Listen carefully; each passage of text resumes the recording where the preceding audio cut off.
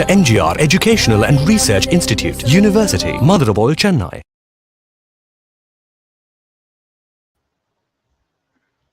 Good afternoon to everyone connected here. Welcome to the national level webinar on A Beginner's Guide to AI and its impacts in our daily lives. Let us start the event with a quote. AI is good at describing the world as it today with all of its biases, but it does not know how the world should be. A warm welcome to the chief guest of today's event, Mr. S. Surya Ramanathan, Associate Director, UNBXD AI, to all the academicians, faculty members, scholars, and students of various other institutions across the globe. Today, we have with us on our studio Professor Dr. A.R. Arunachalam, Deputy Dean, Academics Phase 2, HOD of Computer Science Department, Phase 2 Campus, Dr.M.G.R. Educational and Research Institute, Chennai. I am Vijayalakshmi, Assistant Professor, Department of Computer Science, Dr.M.G.R. Educational and Research Institute, will be hosting today's event. Artificial intelligence refers to the simulation of human intelligence in machines that are programmed to think like humans and mimic their actions. The term may be also applied to any machine that exhibits traits associated with the human mind, such as learning and problem solving. Our today's speaker will give more insight on this topic. Now, I would like to invite Dr. A.R. Arunachalam, Deputy Dean, Academics Phase 2, HOD of Computer Science Phase 2 Campus, Dr. M.G.R. Educational and Research Institute, Chennai, to welcome the gathering.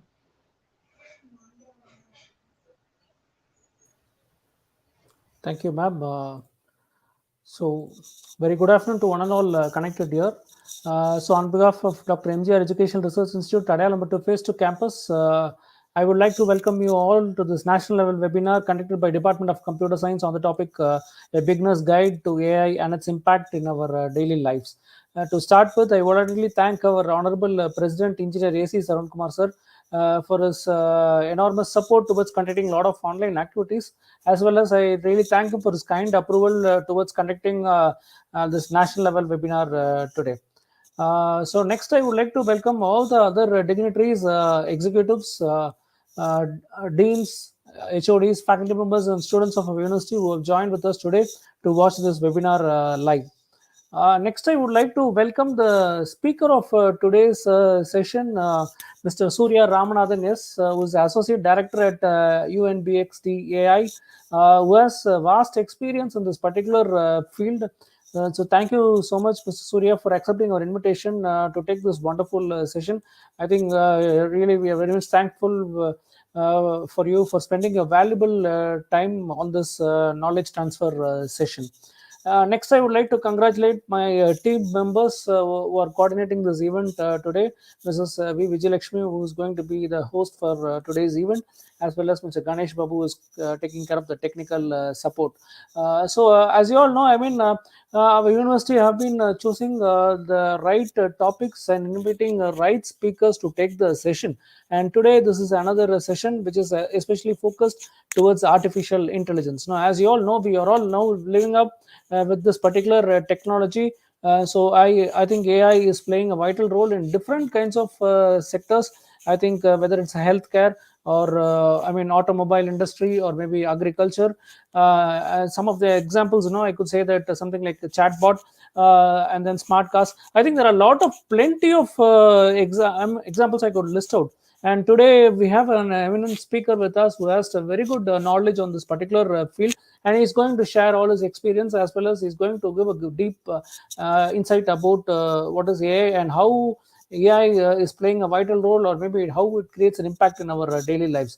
So I really thank all the participants, especially because we had nearly, I think 700 participants have registered for this webinar, which shows how much important this today's topic is going to be. So definitely this session is going to add more value in terms of knowledge. So I wish all the participants all the best.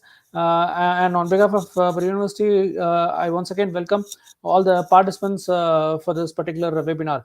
So definitely at the end of the session, there will be a good takeaway.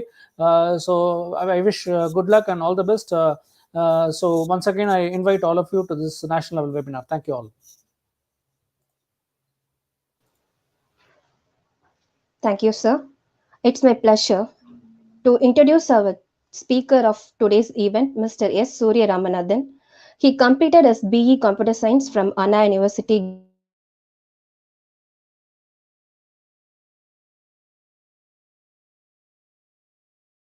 Computer Science from Automotive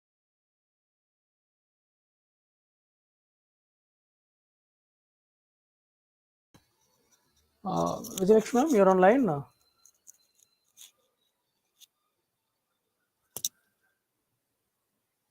Mr. Ganesh Babu, can you please check?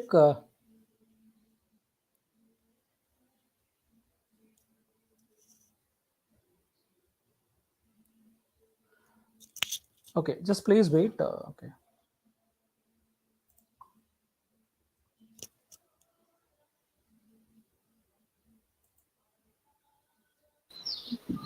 Sure, so you got disconnected. Okay, fine. That's fine.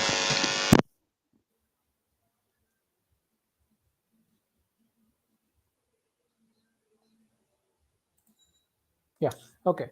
So sorry, so I think there's some technical issue with the person who was comparing. So now I would like to welcome the chief guest, Mr. Surya Ramanathan. So once again, yeah. So actually, Surya Ramanathan actually has completed his BE Computer Science from Anna University, Guindy, and then he has done his postgraduate program in Business Analytics from Great Lakes Institute of Management and MS and Business Intelligence from Illinois Institute of Management. And he has experience working in OYO rooms, Freshworks, and currently the Associate Director for UNBXD INC Bangalore. So on behalf of Dr.M.G.R.Educational Research Institute, it gives me immense pleasure to welcome the speaker. I think the comparing person has joined, so let me hand over the session to her, please. Sorry, sir. Sorry for the interrupt. Before we march into the session, I think Chief Guest introduction has been done. Before we march into the session, we have a note for the participants. We have short question and answer session at the end of the event. You can post your questions in the comment section. And regarding the feedback form is available in our description box. It will be active from 3:30 p.m. to 5 p.m. of today. I repeat, the feedback form is available in the description box. It will be active from 3:30 p.m. to 5 p.m. today. Regarding the certificates, it will reach you by a maximum of 3 working days. Without any further delay, may I request Mr. S. Surya Ramanathan to please take over the session and enrich us with his knowledge. Perfect. Thank you very much. Thank you very much, everyone, for the introduction. Thanks a lot for having me over here. And I really hope all your families, friends, and everyone is doing safe. And with great pleasure, I would also like to thank the opportunity, of course, for getting to present and enlighten all the students, everyone who is actually attending this webinar with what exactly AI is, right? It's something that we keep hearing on a daily basis. Very frequently, even if we don't talk about it, we always keep using it in one way or the other. And it's very happy to bring this up to a broader group's knowledge as well, right? So what I'll do is I'll probably just brief you guys on what I intend to do for the next 45 minutes. Right, we'll probably start with what artificial intelligence is, like a brief introduction on what AI and how easy it is to understand the AI's functionalities and its usabilities on a daily basis. We'll then move over to the roles of AI that we very commonly see in daily lives. Right, how is AI already a part of your daily lives? How are you using artificial intelligence? We'll then go into some basic concepts of artificial intelligence, the types of artificial intelligence with very understandable examples, and slightly very base technicalities of AI and ML algorithms, again with very easy to understand examples, and then what AI as such holds for us in the future, and what we think could be the future of AI as such, right?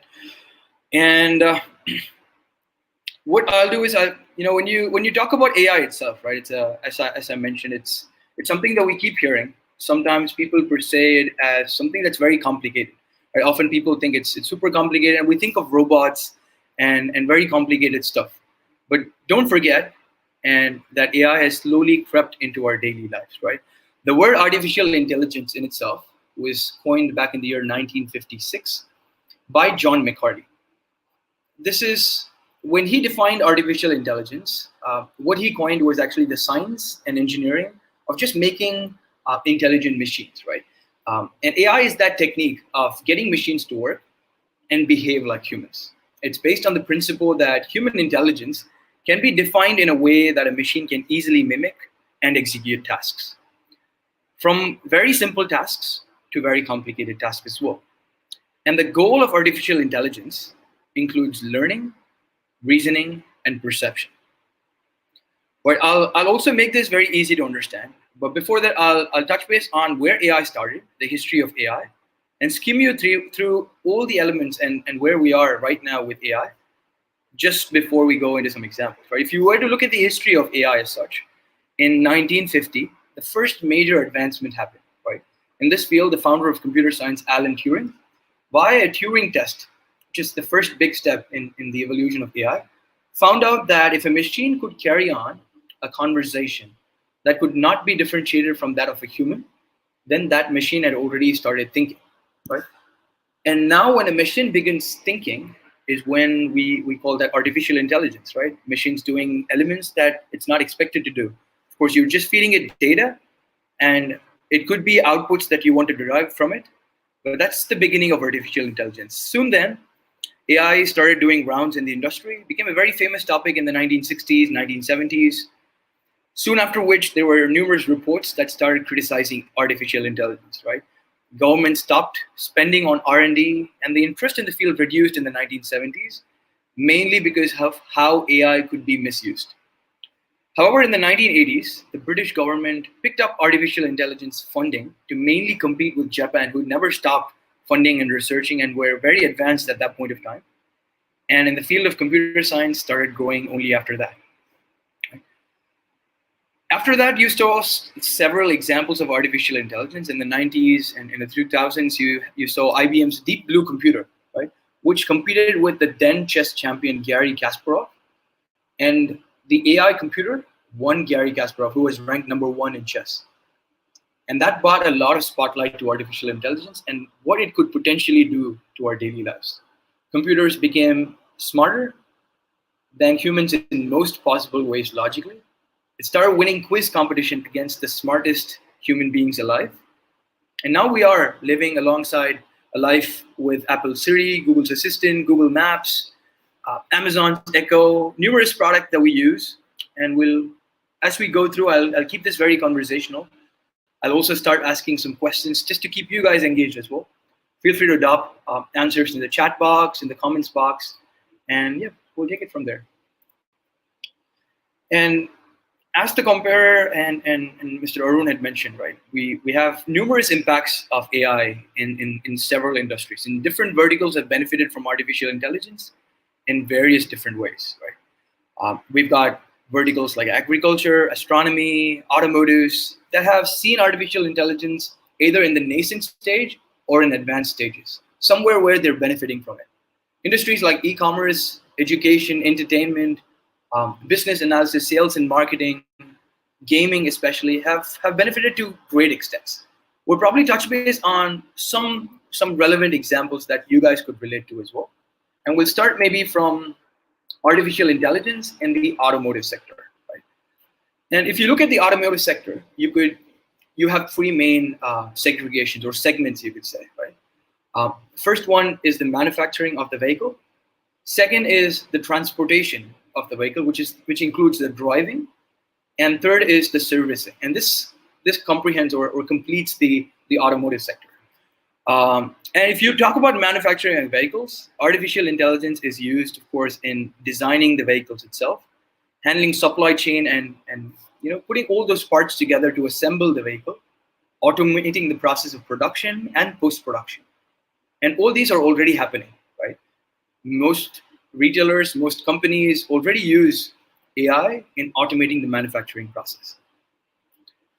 Where AI and automation is expanding now, and it's revolutionizing the transportation sector, is driver assistant technologies, right? Where it helps drivers park the car, for example, or drive the car. Autonomous driving, no driver, driverless cars. You have driver risk assessment. Is the driver sleeping? Is the driver driving the car while he's drunk? All these are assessments that AI could do and potentially help make the entire ecosystem a lot more safer. Right? And we have Tesla's Model S already in existence with a completely automated driverless technology. We have next year's driver risk assessment, which are just some examples of such technologies already present in the market. If you look at servicing is something, of course, that's just started. We see this coming up a lot in the last few years. Predictive maintenance. Some of you guys might have heard about predictive maintenance. Primarily predicting the problems related to engine's performance, battery performance of the car at a whole level that may occur in the future. It hasn't occurred till now, that may occur in the future. And this, of course, is only possible through artificial intelligence, and predictive analytics plays a big role in this. Right? You could practically say there are numerous AI-powered insurance providers who can provide quick services in availing insurance and claim settlements to customers. And maybe I'll touch upon a couple of other industries where you see these examples in very common. Right? You have the presence of AI in e-commerce, very, very well spread presence, very widespread, easily seeable, easily understandable. Right? And this is where I come from as well. This is my main area of expertise. And how the usage of NLP to interpret voice-based interactions with the customer has been present a lot, addressing customers' needs through an AI chatbot, right? Providing, as you can see on the left-hand side, some examples of personalized recommendations. Very often you might have seen this on Amazon as well. Right? You go and you click on a few products, you start interacting with these products on any website per se, and suddenly you get emails relating to the product that you clicked on. You get product recommendations, very products that are close in brand, in price, in color, in type to the product that you're evaluating. And these basic recommendations are all happening through artificial intelligence, right? The retailer or the vendor is able to collect information like your affinity models, right? Like what products you're clicking on, where you're coming from, some information like what device you're using, and thus personalize the entire ecosystem. And numerous brands are able to retarget potential customers as well, right? You might as well go on a website and not purchase, but you still see some ads on Facebook, on Instagram, and how these websites potentially retarget and find the target audience as such. But you might have searched on Google or any SEO, any search engine per se for a specific product. Maybe you're looking to buy a Samsung phone, and suddenly you get advertisements on Instagram for Samsung phones, right? Retargeting your prospects is happening through artificial intelligence. Brands like Lenskart, you might have seen, right? Where if now I want to wear a glass and I want to buy a glass, this is now possible very easily to do it online. Like Lenskart uses image processing where it knows where is my eye, where is my nose, and I can virtually see glasses placed on my face and make a very easy choice. I don't have to step out of my house, right? AI's influence in e-commerce has been massive. Marketing, emails, supply chain, and numerous other benefits are possible. And one area, as a last example, before I move further into the topic, is how agriculture has also started using AI a lot, right? Of course, we're, as a country, are lagging slightly behind in the usage of AI, but there are numerous countries in Europe and in the US which have started using AI in agriculture, like, for example, forecasting the weather. Of course, an agriculture process is exactly like you see, right? Starts with preparing the soil, sowing the seeds, adding fertilizers, irrigating, protecting the plants and the weeds, harvesting, and storing them in a safe place. And every element has now started using AI, every process, every phase, right? With the help of AI, farmers are able to analyze the weather conditions and primarily just plan the type of seed or the crop that they would like to grow. There are soil monitoring systems. There are systems that, like drones, for example, which will analyze the crop health, right? That's already in place right now. And how there are options to detect if there are any pests in the soil, automate various processes in the agriculture industry itself, and of course use predictive analytics to make the entire agriculture much more faster and increase the harvest of the farmers. And that's just to give you some examples so that you're able to relate to AI as such. But what we'll do is, just to keep this very interesting, we'll start looking at, before we go into some technicalities, we'll look at some common usage of where you and I start using AI on a daily basis, right? And when you look at AI itself, the first element where when I wake up, and the first thing I do is pick up my phone, right? Sometimes even before I wear my glasses, I start picking up my phone. And I use the camera on my phone to open up my phone, unlock my phone. And that's using artificial intelligence, right? Face recognition right there, detecting faces, analyzing emotions, recognizing the eyes, the nose, and even sometimes the mood or the hair color. It's used widely in different areas. Like Facebook, for example, is able to do this, and is able to automatically tag your faces on images that your friends are posting now, right? Google Photos is able to do this. When you go on your phone, any Android phone, for example, Google Photos has the ability to tag all pictures of a specific person. It reads faces, does face recognition, image processing, and collates all photos of yourself, your sons, daughters, your parents, your sisters, brothers, very easily.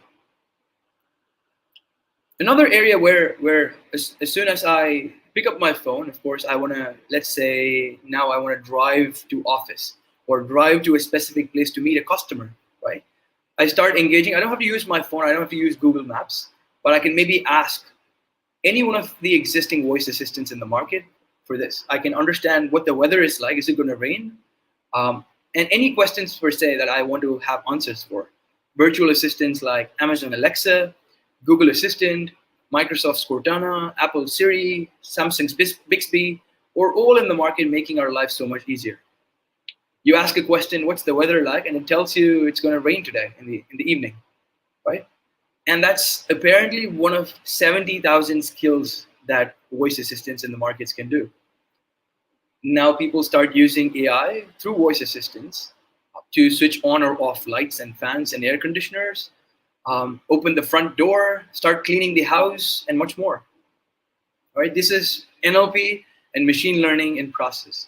Right, that's the AI algorithm that gets used in the backend. And when you look at other examples, of course, we briefly touched upon social media sites. Right, we saw how social media sites like Facebook and Twitter are leveraging AI.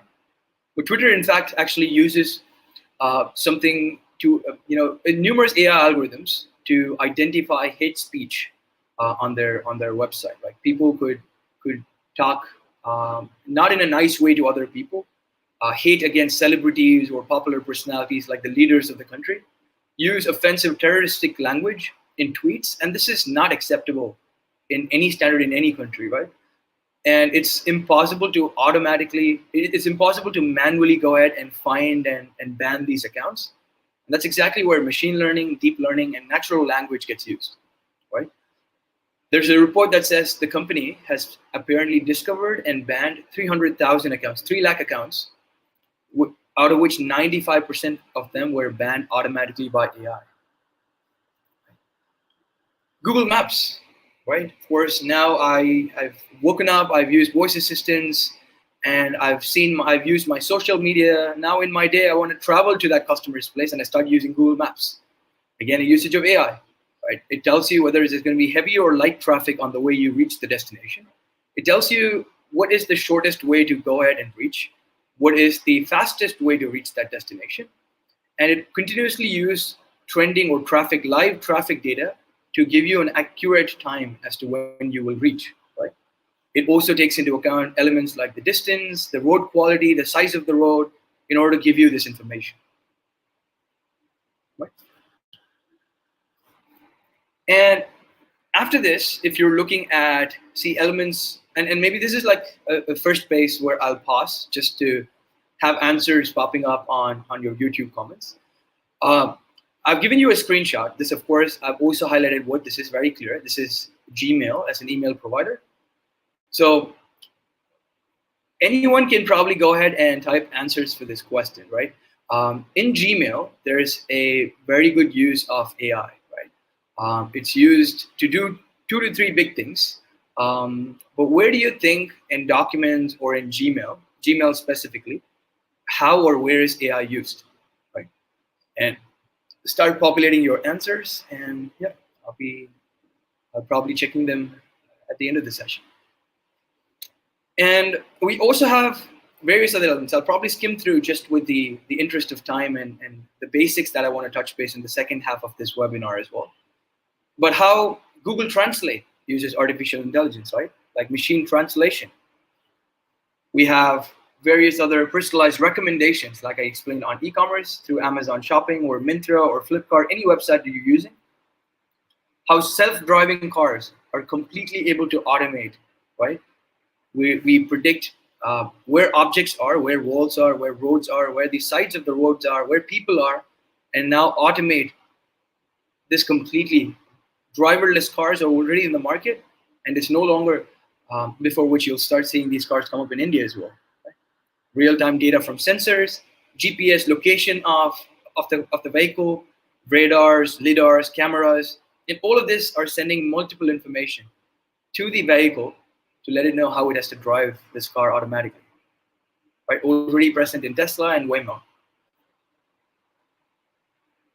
And right, and that's kind of like your automated self-driving car. Sorry, I didn't like change the screen at all. But just another second question for you guys as well. This is something that we use very frequently, especially in this lockdown period where we're left with not much to do, right?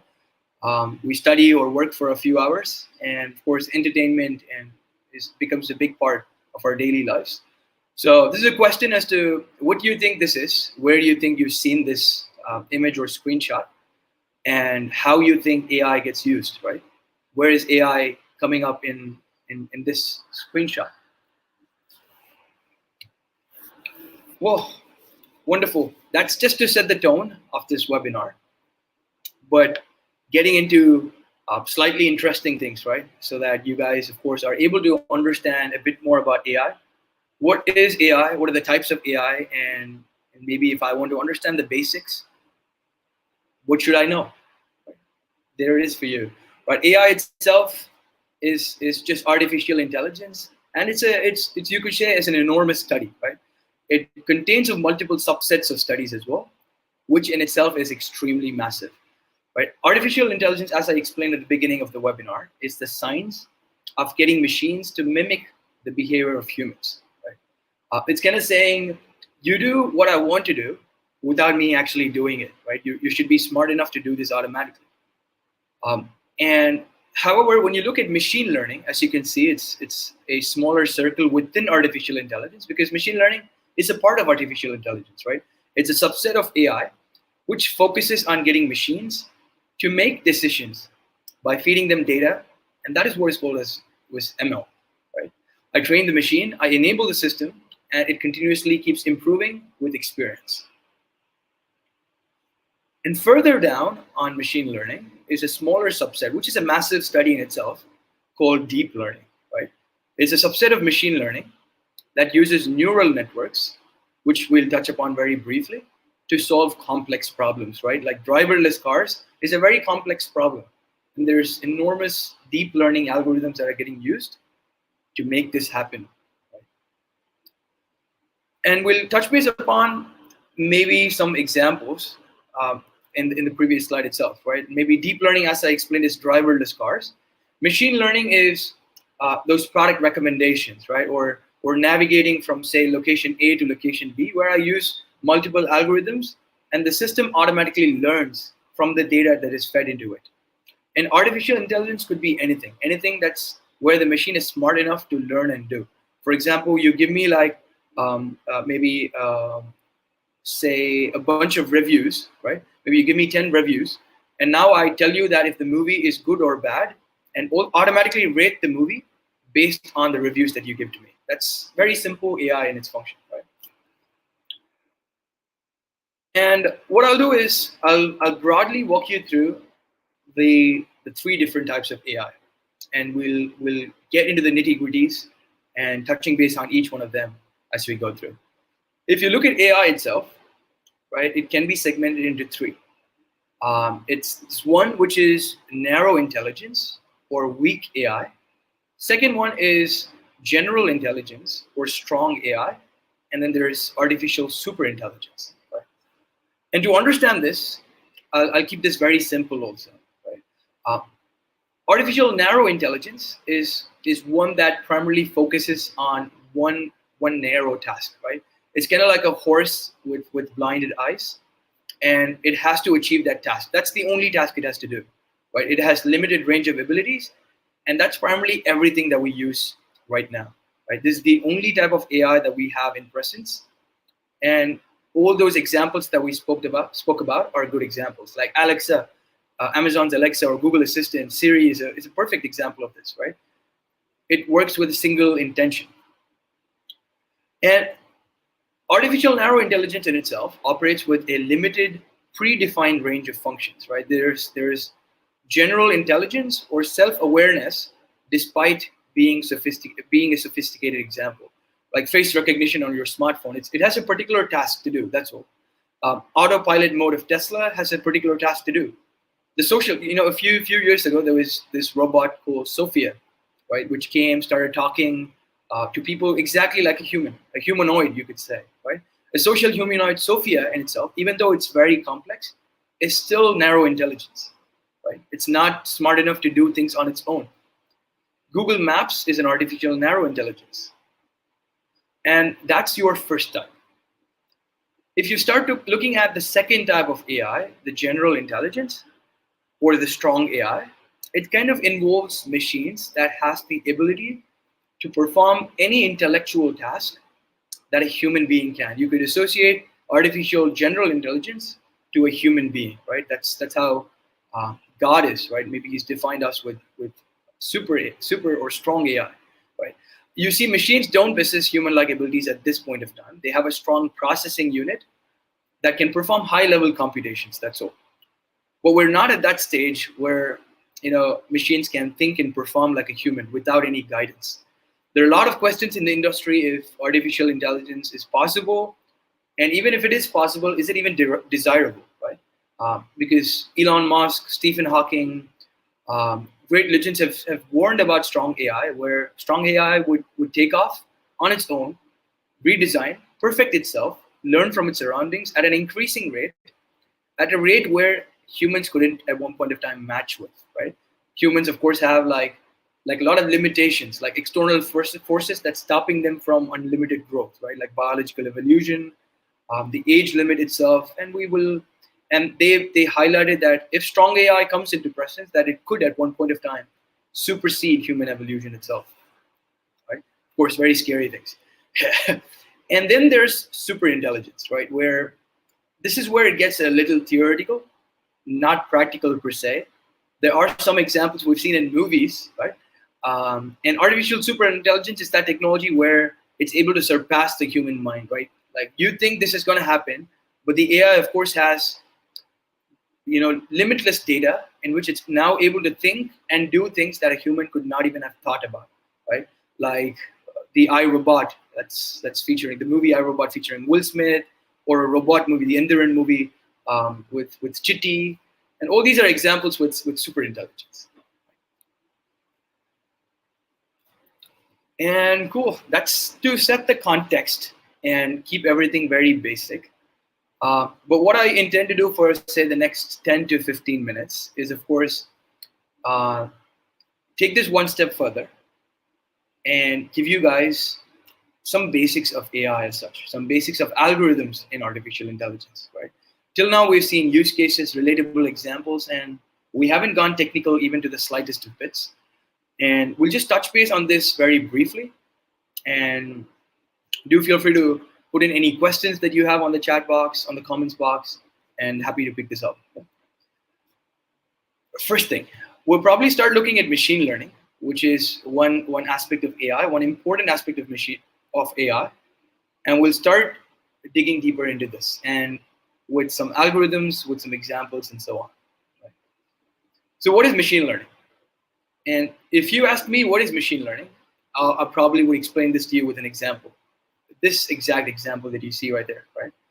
On the left-hand side, you see some input raw data, right? Like some apples, some bananas, some oranges, some mangoes, some cherries, strawberries, any fruit, right? Let's assume anything per se. Yeah, it could be. As a child, if I asked you to differentiate and distinguish between the fruits, you would not be able to do this, right? And why is that so? Of course, because you're not familiar with how the fruits look like. Even if you know how the fruits look like, you're not able to understand what they are. You don't know how to call them, and much more, right? A lot of complications. But now as an adult, as we grow up, we of course collect all this information that we see here, eat sometimes, yeah? And we develop these capabilities. And now we're able to distinguish them. We now know that these are apples, these are bananas, these are mangoes. And as you can see, right, with the example that I've shown, you've got the interpretation part on the input raw data, which is one important aspect of machine learning, right? The algorithm itself is to train the model. There's a processing that happens where now you're able to cluster or group the products together, right? And that's machine learning in a very easy nutshell for you guys to understand. I have a raw data set. I perform some algorithms, of course, with learning, with training the data set, and I can now very easily give you guys an output data. Thanks to our brain's capability to think, make decisions, learn continuously, we don't have to, tune AI or ML into our brains. That's exactly how the system works, right? Well, yeah, that's your ML's basics. But if I have to give you the uses of machine learning and the types of machine learning and some algorithms as to how they're segmented, basically, you might have heard these words if you're someone who's researched into AI slightly. And of course, these might be very basic for you if you're well versed in the AI field, because I'm just scraping the layer of artificial intelligence, and might be completely new for you if you're just getting to know AI at its beginning. So machine learning is at its crux. We broadly have three types of machine learning. One is supervised machine learning, right? I'll explain what that is and give you some examples. A second type is an unsupervised machine learning, right? Sometimes people say something called semi-supervised as well, which is not like a broad category, but just a combination. But the third main machine learning category is a reinforcement learning, right? And machine learning in itself is a subset of AI, which has the ability to learn automatically, improve from the data set given sometimes, from experience sometimes, without being programmed as such, right? And if you look at the types of machine learning, it's exactly what I shared with you guys, right? Supervised, unsupervised, and reinforcement. Supervised machine learning. So what is supervised? What is supervision as such, right? It's a very straightforward term, right? It means to, you could say, maybe oversee or direct a certain activity and just make sure that it is done correctly. In this type of learning, the machine learns under some guidance. There needs to be a supervisor, right? At school, we have a teacher. When we were small, we have our parents to guide us. We have mentors to guide us as we grow. And that is supervised learning for you, right? Similarly, in supervised machine learning, machines learn by feeding them enormous amounts of data. Sometimes say millions of data, and we explicitly tell them that this is the input data, and this is how I want the output data to look like. So when an input and output is given, that's kind of your supervised machine learning for you. I train the system, and I expect it to function. And in our example that I walked you through, maybe the teacher and their sharing of information is the training data itself, right? The second example is unsupervised learning, right? The second type, sorry. Unsupervised machine learning is very straightforward as well, right? Very easy to understand. It's that branch of machine learning that performs without any supervision. Straightforward. No guidance, no support, no direction. There's no data that is labeled. Then there's a complete absence, you could say, of the guide itself. There's no teacher for you to assist. This is when you grow up as an adult, right? You don't have anyone to guide you. You've had enough experience that you can now go ahead and function automatically. The machine now has to kind of figure out the data set given and has to discover, you could say, interpret hidden patterns in order to make predictions about the output. A good example would be where, say, with a subset of data that's given to you, you start making predictions, you start making associations, and so on. And the third type is reinforcement learning. Reinforcement learning is kind of to learn from mistakes. Right? This again can be associated with our lives, where as we go, we try out different things. Of course, it's super adventurous, you could say, as we try out different things. And how we learn from our mistakes, and this becomes our own reinforcement learning. Right? Now you imagine this for AI. It's basically to establish or encourage a pattern or behavior. Let's assume I maybe drop you off in an isolated island, right? There's no one to help you, and it's probably like a 10 square kilometer island, right? What would you do right now? Of course, you would initially panic. You're very scared. You have no idea what to do, how to do, where to do, right? And you don't know where to get your food from. You don't know if there are going to be animals that are going to attack you, how to survive, and so on. But eventually, after a while, you learn to survive and adapt to the environment. And that's kind of reinforcement learning for you. It's a hit and try concept, right? The only way in which you learn is experience. And then you further learn from experience, and you further learn from experience, and so on. It's a learning method where AI studies and learns from its environments, interacts with that, performs actions, makes errors, and gets rewards if it actually does the actions correctly. Right? For example, your self-driving car would be a perfect reinforcement learning. Right? Anything that gets better as and when with time is kind of your reinforcement learning. Right? Like for example, when you play games. From an AI perspective, let's just say you have like robotic cleaners, right? Cleaners that will clean the house automatically, right? It's like you have products like iRobot in the market. That's a perfect example of reinforcement learning, right? You drop the robot in the house, and it cleans the entire house, learning, mapping where the different rooms are, and yeah, that's learning from mistakes. But to put everything in a nutshell, to keep this very simple, from like a computer science standpoint and a technical standpoint, moving away from basic examples, supervised learning is a type of machine learning where we teach the machine using labeled data. Your input and output are labeled, right? We tell the machine how to learn, and we have data clearly defined. We also ask the system to predict the output. Right? In unsupervised learning, the machine does not have any labeled data, and the machine has to learn without any supervision. It has to identify patterns like predict, identify structures, and so on. And reinforcement learning is all about an agent in an unknown environment, performing actions and gaining or learning from its actions. Of course, some of you would have understood this. Some of you would have had difficulties understanding this, but I just want to make sure that we touch base on the basics, are strong with our basics, and then that's kind of the webinar agenda, right? If you look at machine learning itself, you have the algorithms of supervised learning segmented into two broad categories. As you can see on the left-hand side, supervised learning, classification, and regression, right? In supervised learning, classification is all about predicting a label or a class, whereas regression is all about predicting a continuous quantity, right? For example, I'm not sure when we looked at an email example, the Gmail use case that I asked you guys to type the answers, one of the main use cases is identifying spam and non-spam, right? This is a kind of classification. And just as the word sounds, I classify whether it's a spam email or a non-spam email. I identify if someone's a fraud account or a non-fraud account. Anything that has to do with dividing or classifying or segmenting is a classification algorithm under supervised learning.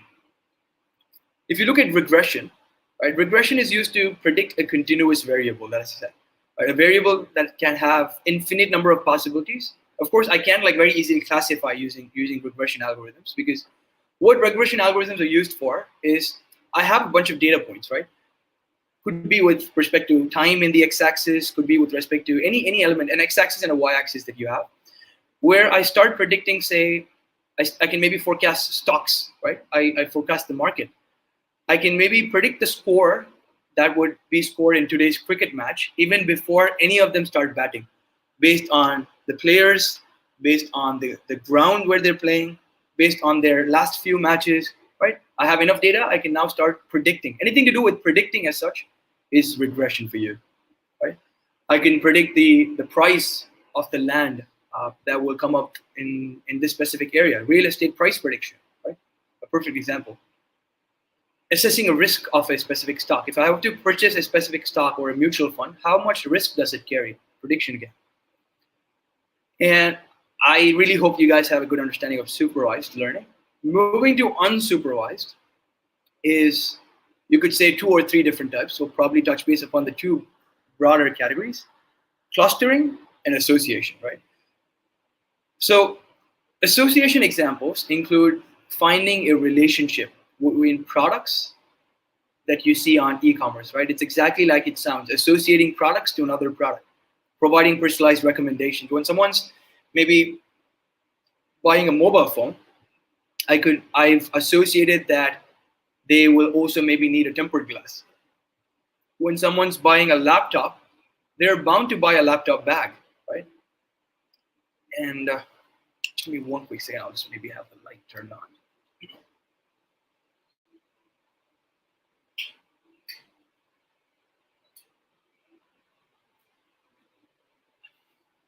Yep, perfect. Hope you guys can see.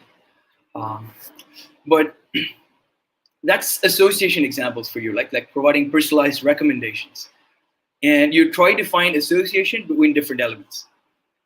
The second set, or the second different type in which unsupervised learning could be possible is through clustering, right?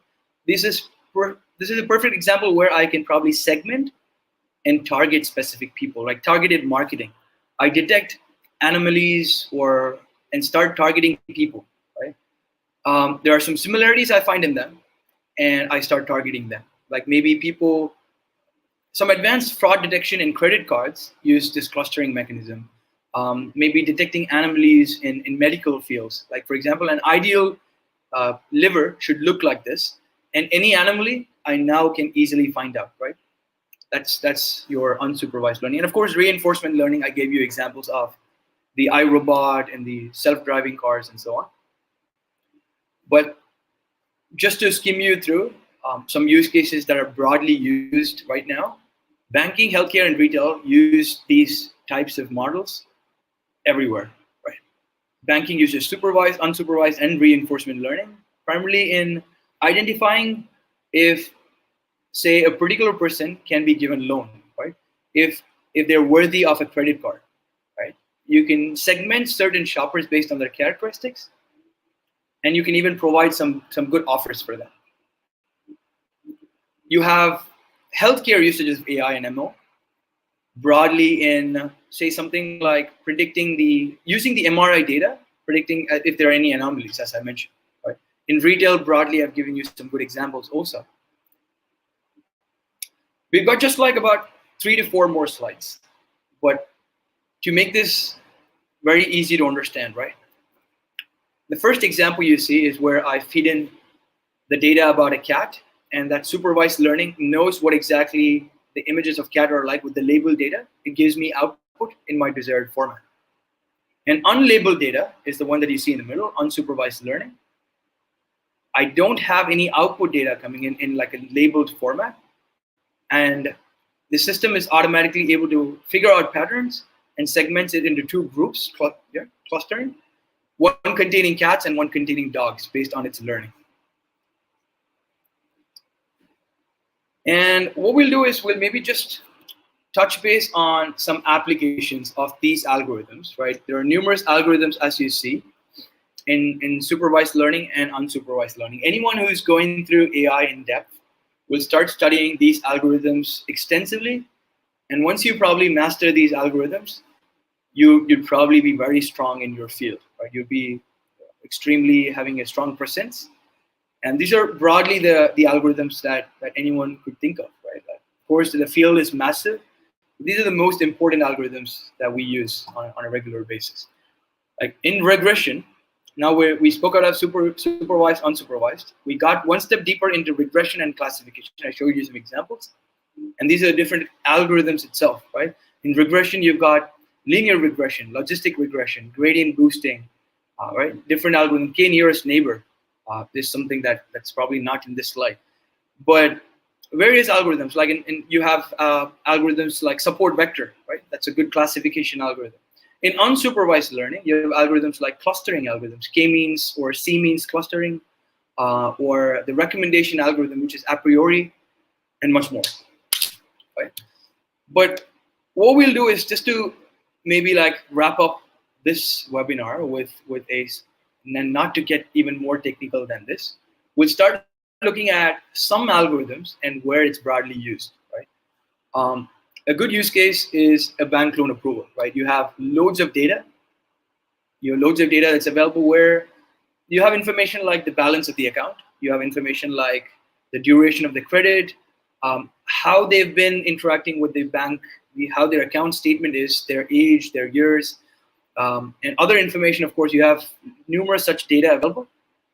And this is one example. You guys can probably type bank loan and what you think is the algorithm. Is it supervised, unsupervised, and where exactly and how this is done. And primarily this is done through classification, right? Of course, you're classifying people and you're now putting them in buckets, yes or no. Will I give a loan approval? Will I not give you a loan approval? And anyone who's probably guessed the KNN algorithm to be a supervised learning, yes, because we're training the data set, right? We give input and we give the AI system that these are the outputs that I intend to have. And that's exactly why it's supervised learning. It's an algorithm called KNN, or k-nearest neighbor, that we use. Right? The second use case is your predictive analytics. Anything to do with predictions, right? Real estate price prediction. Analyze the effect of a proposed medicine's radiation, like how you could predict demand forecasting. How a lot of businesses do sales or marketing forecasts, stock forecasting. All of this is happening through. You can let me know on the comments box if possible. I kind of like reiterated that prediction always is of a particular type, and you can probably feel free to share. And that's just to add on to that. That's a regression model. So that's again your your supervised learning. And if you're talking about a good use case, where again a lot of times IMDb uses this, a lot of movie review sites use this, is a k-means algorithm. Right? K-means algorithm is used to identify if a movie is good or bad. Sometimes do an automated rating of movies as well based on the reviews. And this is a very good use case, right? I can cluster a set of movies, and I can label it as good, average, bad based on their social media outreach. I don't have this data on my data set. I'm maybe crawling this from Facebook, Twitter, other social media sites, and now I can automatically understand. The analyst, this is how sometimes they do your election prediction also, right? Who's going to win, right? Just with the communication, they understand who's going to win.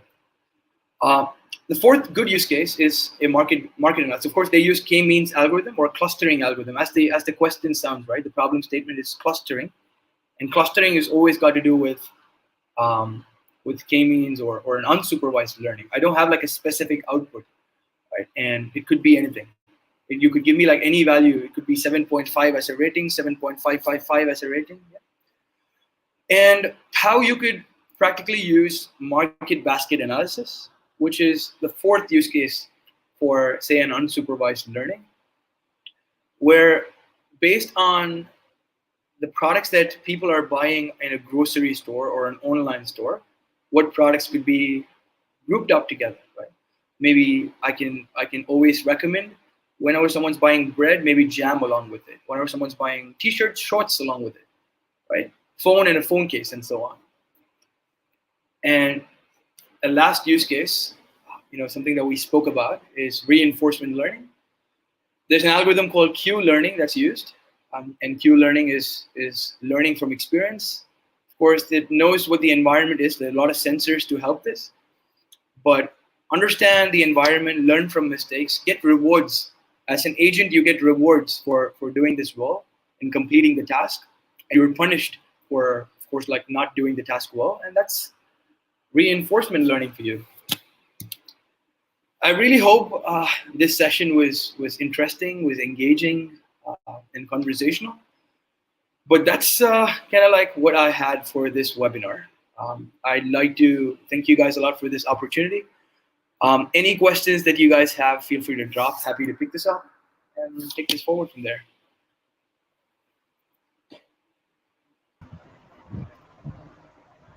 Thank you, sir. I must mention this session was very impressive and gave an insight of AI and its impacts in our daily lives. Now, move on to the question answer session. Let me read out the questions for you, sir. First question: how will Sure. artificial intelligence affect employment in India? Sorry, how is? How will artificial Could you repeat? intelligence Yeah. affect employment in India? Sure. So it's if you're looking at artificial intelligence, right? Like that's a very common question that we get, right? Like how will, if, for example, to give you a good use case, there's a machine called IBM's Watson or JP Morgan's Chase, right? JP Morgan, a very famous company that everyone knows, has this AI tool called Coin, which is contract intelligence. And what it basically does is it's able to read through legal documents, and it's able to, I think, read about 12,000 contracts in seconds. Right? Of course, as a person, as a human, the average time to complete reviewing a contract is 3 hours. So it reduces the time from 36,000 hours to a few seconds, and with extreme high accuracy, even higher than a human would do with one read. Right. So to your question, of course, artificial intelligence will not affect per se employment, not just in India but anywhere in the globe, because at this point of time, right, to reiterate my point, we're still in artificial narrow intelligence, a weak intelligence state, where AI is functioning through human guidance. Right. For example, I need to still feed in the data to the system. I need to tell the system what to do. I need to export the data, and then I probably have to import it into another system to get some insights. So while AI is making life easier, it's expanding the scope for businesses in general. Newer products are coming up, newer elements are coming up as such, which means employment, of course, becomes larger because we haven't like fully seen the scope to which AI is. India as a market as such has benefited to great extents with AI. Without AI, probably I wouldn't be employed, right? We're in an AI-based company. We have numerous customers using our products, and there are hundreds and thousands of companies which are having products based on AI. So it would definitely not affect employment, but only benefit employment definitely to countries like India, where there are a lot of products being built out using AI. Of course, like the work or the manual labor, those mundane, repeated, tedious tasks are getting eliminated. But maybe it's for the betterment of us, right? We can now focus on bigger things. Okay. Again, the same kind of question, sir. Can artificial intelligence beat human intelligence? Sure, very good question, right? Like, of course, with artificial intelligence, we have no idea as to what scope it is ideally being researched for, right? Like, for example, let alone AI, even if you think about the human brain, right? We don't know so many things about the human brain. The capabilities of the human brain have not been understood completely, and AI will not be understood that easily for anyone, right? The scope of AI is unlimited, and if you think about will AI supersede humans? If that is the intention, yes, right. Like right now, Sophia is probably like a very good advancement, right? It's a robot that can talk, walk, behave like humans. Of course, there's in 2040, Elon Musk says artificial AI, which is super AI, will come into existence at this rate of AI expansion, right? And of course, we have to be extremely sure that it does not supersede us, that we're controlling AI at any point of time.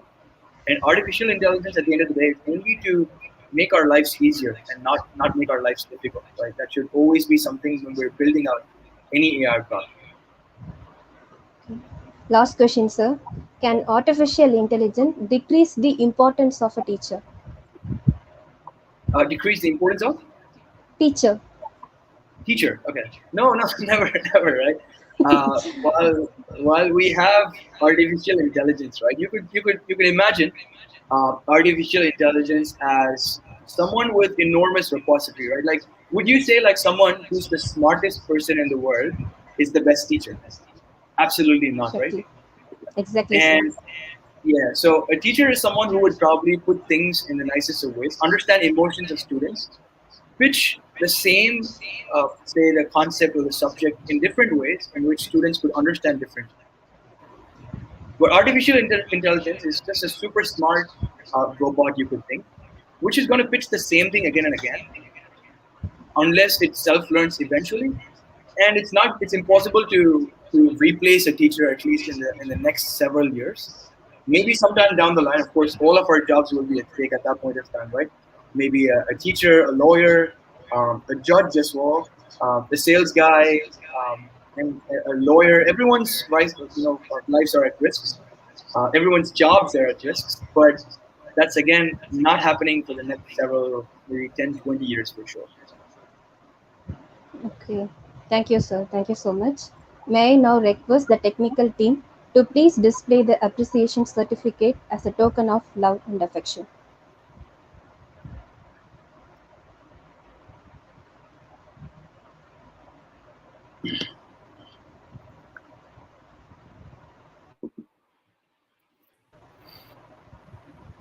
Yeah, thank you, Mr. Surya. It was a great session. No? It was a wonderful session. I think there's a lot of positive feedback from the participants. I think the session, I mean, you're explaining with some real-time examples, which was easily understandable. So thank you so much for spending your valuable time with us. So thank you. Thank you very much for the opportunity. Yeah, thanks. Thank you, sir. We reached the end of our event. Now it's time to extend our thanks to everyone behind this event. It's my pleasure to propose the vote of thanks for this national level webinar on A Beginner's Guide to AI and its impacts in our daily lives. First, I would like to extend my gratitude towards our Honorable President, Engineer ACS Arun Kumar, for accepting our request to conduct this type of webinar in a grand manner. I am also grateful to our Vice Chancellor, Dr. S. Geeta Lakshmi, our Provost, Dr. G. Gopalakrishnan, our Rector, Dr. D. Vishwanathan, and our Joint Registrar, C.B. Paranivelu, for their tremendous guidance and motivation. A special thanks to Dr. Malini Pandey, Joint Registrar H&S, Dr. S. Ramalingam, Joint Registrar Phase 2, Dr. S. Manivannan, Dean Phase 2, Professor K. Sendil Kumar, Deputy Dean Admin Phase 2, for being the pillars of support. I would like to thank our HOD cum Deputy Dean of Academic Phase 2, Dr. M.G.R. Educational and Research Institute, Mr. Dr. A.R. Arunachallam, for his constant encouragement and support. I also thank Mr. Ganesh Babu, System Administrator, for providing the technical support for this event. I would like to thank our beloved speaker, Mr. S. Surya Ramanathan, Associate Director, UNBXD AI, wholeheartedly for accepting our invitation at such a short notice and deciding to support us during this process. It was really a knowledgeable and an enriching session. I would like to say a big thank to the faculty members and all the participants for joining all over the world. We are excited to see the enthusiasm you all have shown. Keep supporting us by connecting to our future programs. For the participants, please do not forget to fill up the feedback form. The certificates will reach you by a maximum of 3 working days. You will definitely receive the certificates once you fill the feedback form. I seen in the comment section asking for the presenter's presentation. We have it our policy.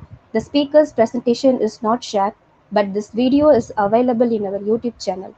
The name of our YouTube channel is Dr.M.G.R. University Phase 2 Digital Learning. I repeat, the name of our YouTube channel is Dr.M.G.R. University Phase 2 Digital Learning. This video can be viewed from our channel. It is available throughout, and also please do not forget to subscribe our channel. Thank you so much participants for your support and love. Until next time, stay home, stay safe, stay healthy. Thank you.